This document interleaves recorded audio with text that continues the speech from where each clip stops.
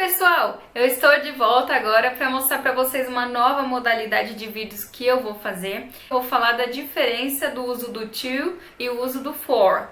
Vamos começar com o uso do to. O to, ele serve para você dizer que você está indo em direção a alguma coisa. Um exemplo, you are going to New York. Então você usa to, você não está you are going for New York. Então, nesse caso, você vai para algum lugar, uma direção, você usa o to. Para falar de distância também de um ponto a outro, você usa to. Um exemplo, it's about 10 miles from my house to yours. Então, são cerca de 10 milhas da minha casa para a sua. E também serve para falar sobre suas preferências. Por exemplo, eu gosto mais de dançar do que malhar, né? Fazer musculação. Então, como que eu falaria isso? I prefer dancing to working out. Então, eu prefiro dançar, né? Dança, do que musculação. Então, você tem que fazer o to. Porque se você colocar o then, fica estranho. Você tem que usar suas preferências com to. O to, ele também é usado quando você dá alguma coisa para alguém. Um exemplo, I gave my book to you. Então, eu dei o meu livro para você. Não pode ser I gave my book for you. Está errado. Não é desse jeito. Se você está dando e oferecendo alguma coisa, é to. E quando você fala sobre a razão ou motivo para você estar fazendo alguma coisa. Então, I came here to see you. Então, I came here for see you é estranho, não dá para entender, não usa isso, então você tem que usar com o to. Agora, falando do for, você usa o for quando você estiver falando de um benefício de alguma coisa. Então, por exemplo, apple is good for digestion. Então, a maçã é boa para a digestão. Vegetables are good for your health. Então, os vegetais são bons para a sua saúde. Então, é um benefício que você tem de alguma coisa. Então, ele é bom para, porque é for. Quando você fala de período de tempo, você também tem que usar for. I've lived here for 2 years. Eu moro aqui há 2 anos, né? Por um período de tempo, então você tem que usar o for. I've lived here for 2 years.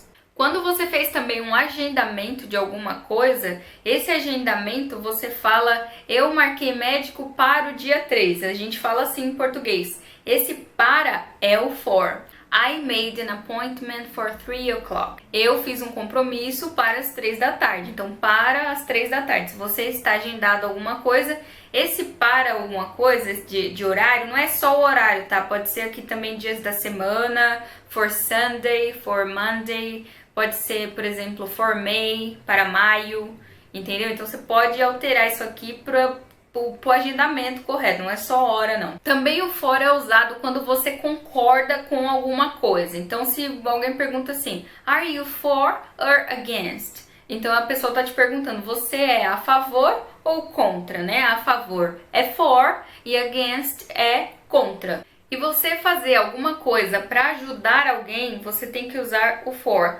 Apesar de algumas vezes, neste caso, as pessoas confundem muito com o to. Por exemplo, eu compro uma flor para você, não precisa sair de casa, eu vou lá e compro para você no seu lugar. Então você vai comprar ajudando a pessoa. Então nesse caso, I buy the flowers for you. Eu compro as flores para você, você está fazendo um favor para a pessoa. Se você usar essa mesma frase com o to, I buy a flower to you. Então, eu compro uma flor para dar de presente para você. Então, o to, você está dando alguma coisa para alguém. Como eu falei, né, no to. E o for, você está fazendo alguma coisa no lugar de alguém, para ajudar ou porque, sei lá, você tem que fazer para o seu chefe, não que seja só para ajudar, mas que você tenha que fazer alguma coisa, é o for. Quando você quer dizer o motivo e a razão que logo depois tenha um substantivo, então você tem que usar o for. Um exemplo bom, I go to New York to travel. Então, I go to New York porque é uma direção, né? Tem o to New York e to travel porque eu vou viajar, para viajar. Como viajar é um verbo, eu tenho que pôr o to. Mas se eu for para Nova York por causa de um trabalho novo, o trabalho novo é um substantivo, não é um verbo, certo? Trabalho novo, você não é um verbo. Então você tem que colocar o quê? I go to New York for a new job. Então é um motivo, é uma razão, só que é um substantivo. O que você pode fazer para lembrar isso? Quando a gente tem o verbo no infinitivo, não tem o to na frente? Então é só você pensar nisso. Se seu motivo e sua razão for um verbo, é como se ele estivesse no infinitivo. To, verbo. E quando você não tem uma razão que seja um verbo, seja substantivo, é for. Só tem duas regras. Então to com verbo, for com substantivo. E também tem o caso de você usar o for para uma função. Vamos dizer, para que é feita a colher? A colher é feita para servir a comida. Então, the spoon is for serving food. Então, the spoon is for, é a função dela, né? Is for serving food. E aí você tem que lembrar que quando você coloca isso, né? For alguma coisa que seja função, você tem que colocar o ing, tá? Muitas das vezes, quando você tem a preposição for, o verbo que vier na frente, você tem que colocar ing. Então, por exemplo, se for para dormir, for sleeping. Para beber, então for drinking.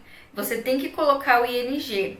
Então é isso, pessoal. Espero que tenham gostado e até o próximo vídeo.